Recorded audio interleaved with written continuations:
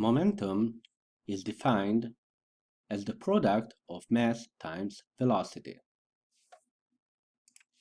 It is a vector. As such, both direction and magnitude matter.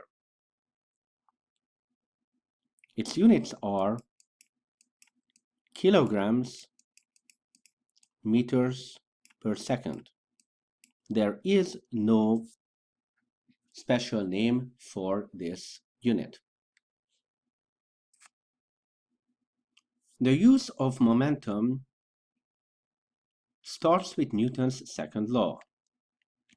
In formulaic form, F equals ma.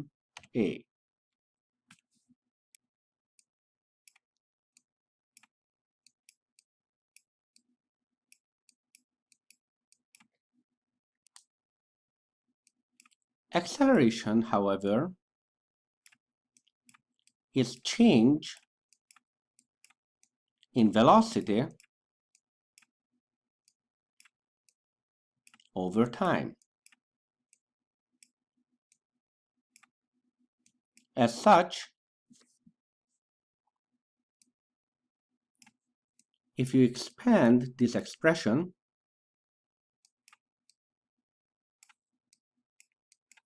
you will see that Newton's second law says that the net force is directly proportional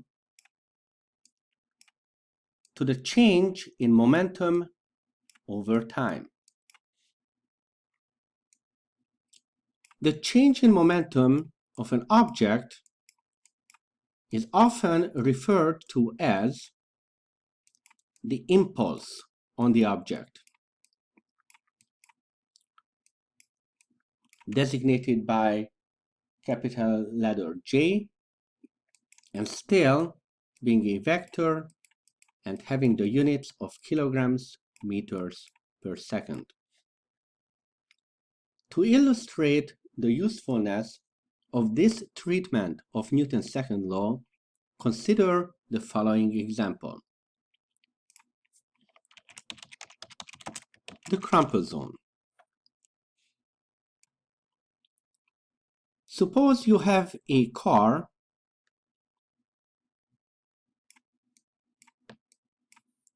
speeding at, say, 55 miles per hour.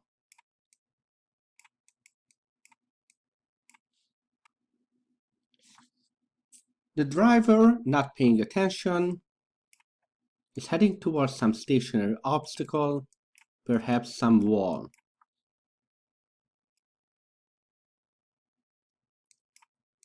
Its initial momentum will still be the product of its mass times its initial velocity, and its final momentum will be zero as it comes to a halt.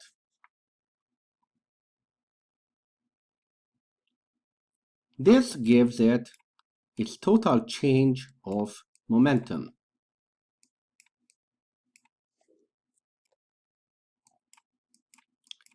If we look at Newton's second law now,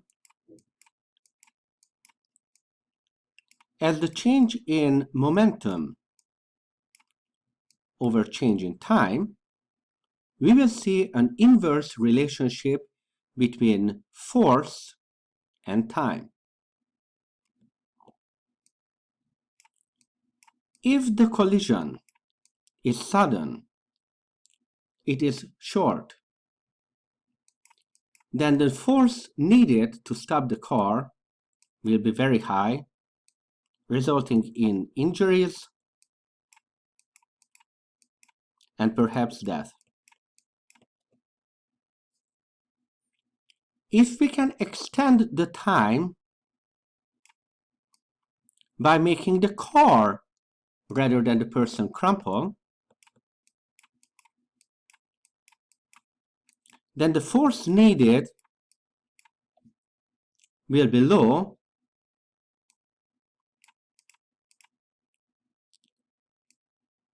resulting in less injuries and hence a happier outcome.